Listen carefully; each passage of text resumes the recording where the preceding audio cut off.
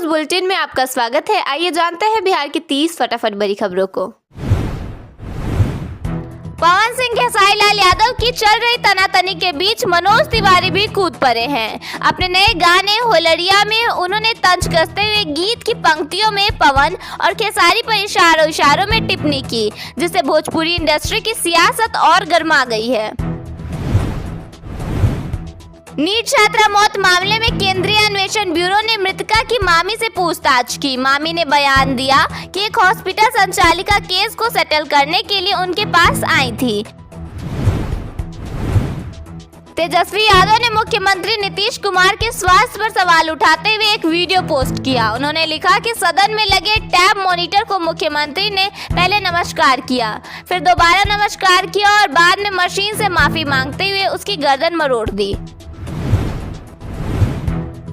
मौसम को लेकर कहा गया कि इस साल ठंड कम रही और गर्मी करीब 30 दिन ज्यादा पड़ेगी। होली के बाद ही मई जैसी तपिश महसूस होने लगेगी। शहरों में गर्मी ज्यादा रहेगी, जबकि गांवों में हीट वेव का खतरा अपेक्षाकृत कम बताया गया है।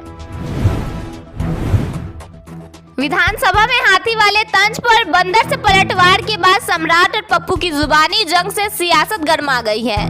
बीजेपी ने सांसद से माफी मांगने को कहा, जबकि राजद और कांग्रेस ने दोनों पक्षों को गलत ठहराया।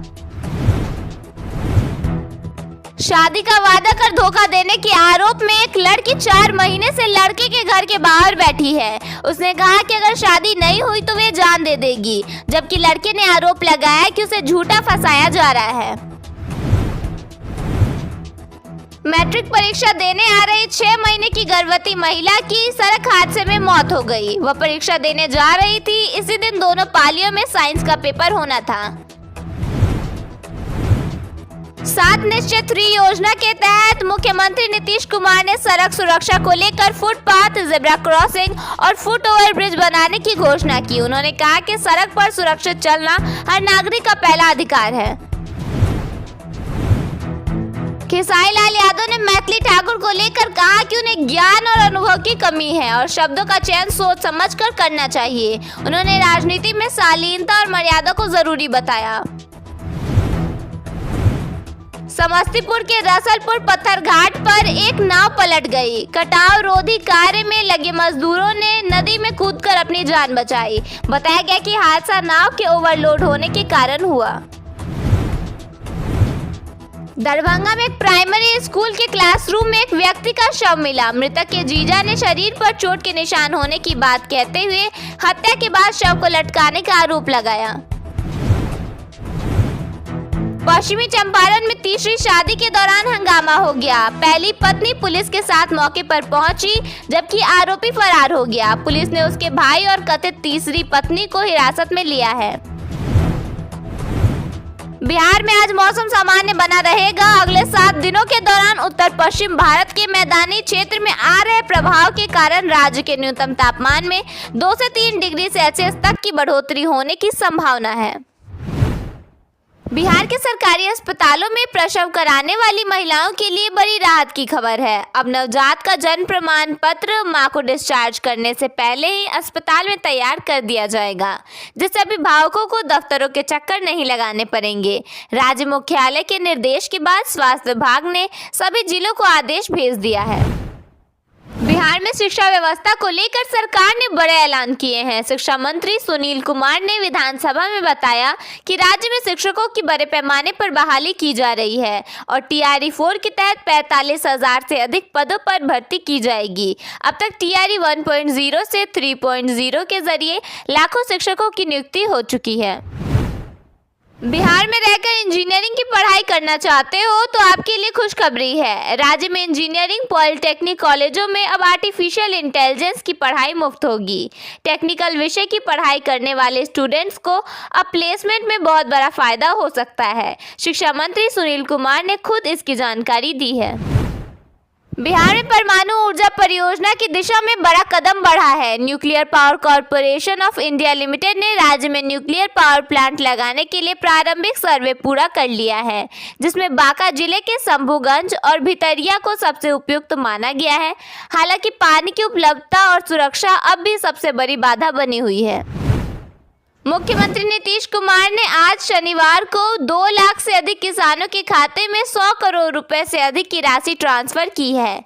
जानकारी के मुताबिक कृषि इनपुट अनुदान योजना के तहत साल 2025 में बारिश से आई बाढ़ और मोंथा तूफान की वजह से बर्बाद हुए फसलों की क्षति के लिए किसानों को डीबीटी के जरिए रुपए ट्रांसफर किए गए। कार्यक्रम के दौरान मुख्यमंत्री ने कहा कि किसान इस राशि का उपयोग आगामी फसलों के लिए कर सकेंगे। बिहार सरकार की तरफ से रविवार और अन्य छुट्टी के दिनों में रजिस्ट्री ऑफिस खोलने का निर्णय अब राजस्व विभाग और आम लोगों दोनों के लिए लाभकारी साबित हो रहा है। कामकाजी लोग छुट्टी के दिन जमीन और फ्लैट की खरीद बिक्री के दस्तावेजों की रजिस्ट्री कराने के लिए बड़ी संख्या में पहुंच रहे हैं। इससे वर्किंग डेज के दौरान की भीड़ कम हुई है, साथ ही राजस्व में बढ़ोतरी भी दर्ज की गई है। पटना में कई सारे रोड प्रोजेक्ट्स पर काम किए जा रहे हैं। ऐसे में मीठापुर महूली एलिवेटेड रोड का काम भी तेजी से पूरा किया जा रहा है। जानकारी के मुताबिक इस रोड प्रोजेक्ट का काम जुलाई के अंत तक पूरा हो जाएगा। फिलहाल बाईपास से मीठापुर तक लगभग 2.1 किलोमीटर के हिस्से में काम किया जा रहा है। इस रोड प्रोजेक्ट का काम पूरा होने के बाद पुनपुन और महूली से सेंट्रल पटना सिर्फ 10 मिनट में ही पहुंचा जा सकेगा। भारतीय रेलवे अपने यात्रियों के सफर को और अधिक सुविधाजनक और लचीला बनाने की दिशा में एक क्रांतिकारी कदम उठाने की तैयारी कर रहा है। रेलवे बोर्ड ने बोर्डिंग स्टेशन बदलने के पुराने और पेचीदा नियमों में बड़े बदलाव का प्रस्ताव दिया है।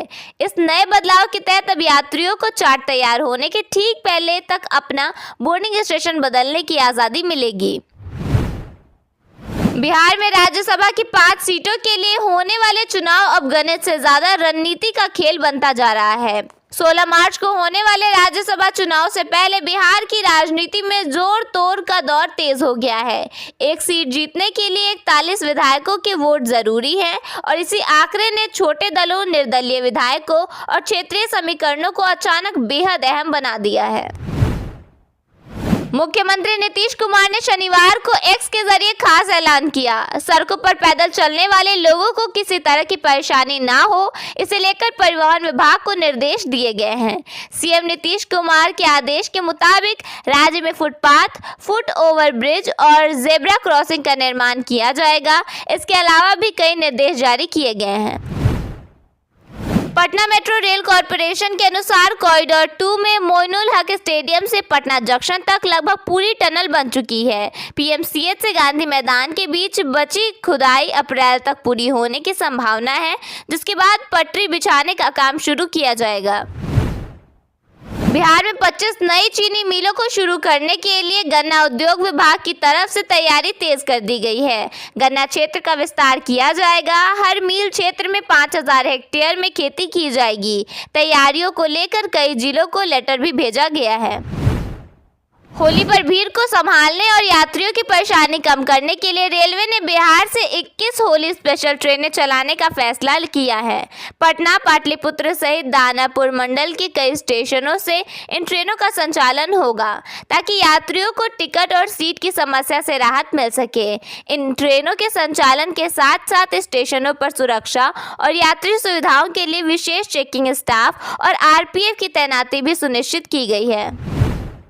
बिहार में अपराधियों के लिए हाई सिक्योरिटी जेल बनाया जाएगा। खास बात तो यह है कि ये जेल वीरान पहाड़ों पर बनाए जाएंगे।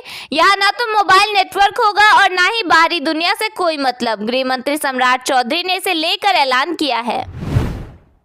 फरवरी खत्म होने से पहले ही बिहार में मौसम ने करवट ले ली है। दिन की गर्मी के साथ अब रातें भी गर्माने लगी हैं और कई जिलों में न्यूनतम तापमान 20 डिग्री के पार पहुंच चुका है। आईएमडी के अनुसार राज्य अब ठंडे से गर्मी की ओर तेजी से बढ़ रहा है। अगले कुछ दिनों तक तापमान में हल्की बढ़ोतरी जारी रहेगी।